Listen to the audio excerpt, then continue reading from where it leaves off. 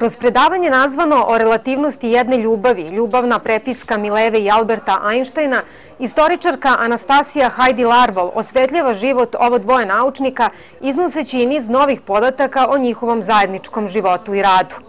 Imajući uvid u deo pisama koje su Mileva i Albert razmenjivali, a koja su sačuvana posle Milevine smrti, Anastasija Hajdi-Larvol smatra da su se njih dvoje dogovorili da zajedničkim radom i znanjem stvaraju naučne radove i tako kreiraju i promovišu jednog genijalnog naučnika i univerzitetskog profesora koji će zarađivati za celu porodicu. Oni su se dogovorili da je najpraktičnije da Mileva sedi kod kuće i da radi sve obračune i sve te stvari. Njih dvoje zajedno su išli i slušali sve te velike naučnike koji su u tom momentu stvarali sve teorije koje imamo, znači fizika i sve ove druge tehnološke nauke su se tačno u ovom periodu 1890-ih, to je tu prvo da se razvija, pa posle toga i ova bomba atomska, znači to je sve ta ista ekipa i oni su međusobno jedni drugima stalno pričali, što je isto tako normalno da čovek radi sa prijateljima, o svojim novim saznanjima, novim dostignućima, ili da li si čitao onu knjigu, da li si čuo predavanje toga i toga, i verujem šta su napravili Albert i Mileva. Pošto ima uz ovo ide još predavanja o Albertovim krađama drugih naučnika, pa kad se sve to spoji, mišljenja sam i još neki da su njih dvoje vrlo pametno prikupili informacije i od drugih naučnika i od svih predavanja i knjiga koje su čuli, i jednostavno su isporučili strašno brzo veliku količinu papira i dokumenta i radova i teza koji nisu imali svoje reference, koji nisu imali prave obračune.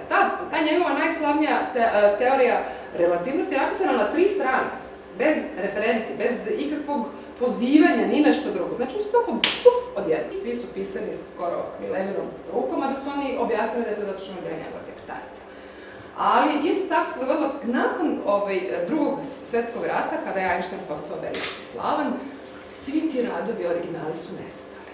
I zamenjeni su drugim koji su kao skraćena verzija. Tako da mi nijedan original nemamo, ali imamo izjave koje ćemo vidjeti kasnije nekih velikih naučnika koji su neke od tih radova u to vreme videli gde piše na njemu Einstein Marić. Takvih radova danas nema i njihov brakorazvodna parnica koja je trajala dosta dugo, ona je završena time što, tvrdi njihov sin Hans Albert, da je Einstein potpisao, znači da će on Milevi, ako ikada bude dobio Nobelovu nagradu, da će da joj da polovinu. Drugi deo programa Raških duhovnih svečanosti započeo otvaranjem izložbe posvećene Nikoli Tesli.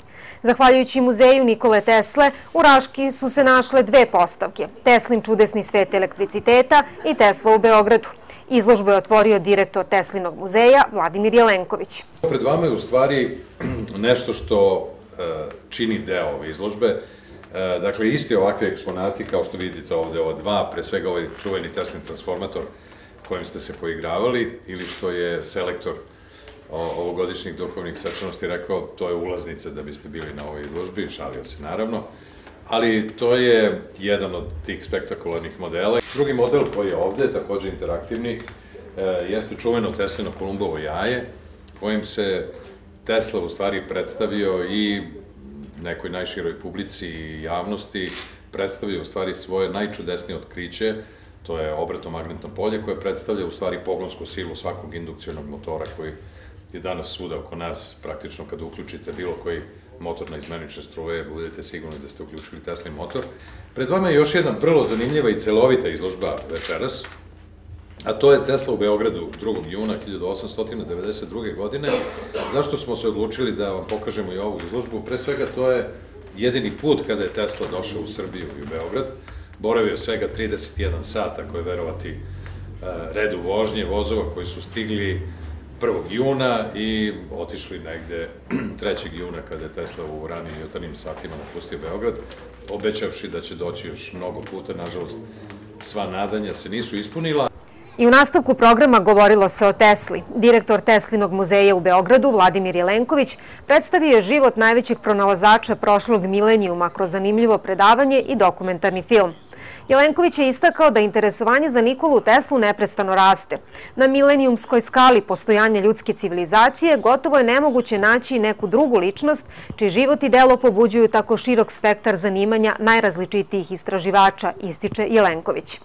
Možda je to što je Tesla želeo najbolje definisao Hugo Gernsback, čovjek koji je inače objavio Teslinu autobiografiju, možda najznačajnije delo o Tesli koje je ispisao on sam još 1919. godine, objavivši ga u 6 nastavaka u tada čuvenom naučno-popularnom magazinu Electrical Experimenter, koji je inače osnovao i uređivao upravo Hugo Gernsback i sam pronalazač sa nekih 80 patenata. Hugo Gernsback je, dakle, tada rekao opet neke vizionarske stvari. Zamislite da je jedan čovjek pre 100 godina, dakle, neke 1819. godine, bio dovoljno hrabar da projektuje i izgradi ogroman toranj za prenos ljudskog glasa, muzike, slika, novinskih vesti, pa čak i energije kroz zemlju, na bilo koju daljinu bez žica. On bi verovatno bio obešen ili spaljen na lomači. Tako i Tesla, kada je izgradio svoj famozni toranj na ostrvu Long Island, bio 100 godina ispred svog vremena, ali glupi podsmesi koji dolaze od naših današnjih salonskih naučnika ni u najmanjoj meri ne dotiču Teslinu veličinu. Teslin titanski skoro da nije proizveo čudo koje više zadivljuje od njegovog visokonaponskog predajnika. Na sve to Tesla je, opet još mnogo ranije, napisao nešto, a znao je koliko mogu zajedno i energije i informacije da se prenesu na daljinu i to bežično i besplatno svuda i za svakoga. I upravo zato je još 1900. napisao ovo. Pored onoga što sam pomenuo, mnoge druge i neuporedivo važnije primene mojih otkrića biće ostvarene u nekom budućem vremenu. Bio je potpuno u pravu i evo nas danas u Teslinom dobu, dakle u dobu koje opet kao početak 21. veka izmislio i realizovao naš veliki naučnik Nikola Tesla. O životu i delu još jednog znamenitog Srbina, Slobodana Jovanovića, na Raškim duhovnim svečanostima sinoć je govorio profesor Pravnog fakulteta u Beogradu Jovica Trkulja. Slobodan Jovanović je bio rektor Beogradskog univerziteta, dekan Pravnog fakulteta, predsjednik Kraljevske akademije nauka i umetnosti, predsjednik vlade Kraljevine Jugoslavije u egzilu.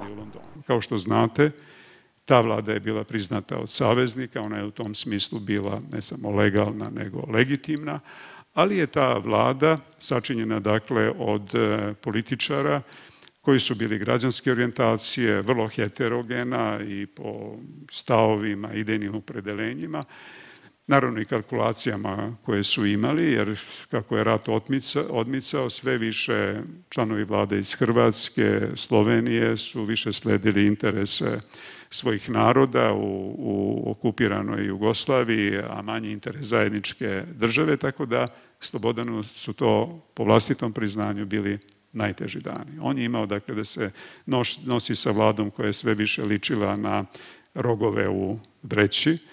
Imao je muku da se nosi sa vrlo protivrečnom situacijom u zemlji i potezima, sudbinom Draže Mihajlovića i naročito komplikovana situacija sa saveznicima, posebno Britanijom, koja je, kao što znate, imala krajnje i ambivalentan i jedan, kako bih rekao, pragmatičan interes, gde je zapravo i Kraljevinu Jugoslaviju, pogotovo Srbiju, tretirala kao monetu za potkusurivanje vlastitih interesa. Nakon rata Slobodan Jovanović je osuđen na 20 godina robije za izdaju sa oduzimanjem imovine i časti. Žive u Londonu i umro u samačkom hotelu 1958. godine. 2007. je rehabilitovan odlukom Okružnog suda u Beogradu, a njegovi posmrtni ostaci preneti su 2011. u Beograd i sahranjeni u Aleji zaslužnih građana. Na kraju programa Isidora Žebeljan i grupa muzičara sa kojima nastupa izveli su program pod nazivom Iluminacije.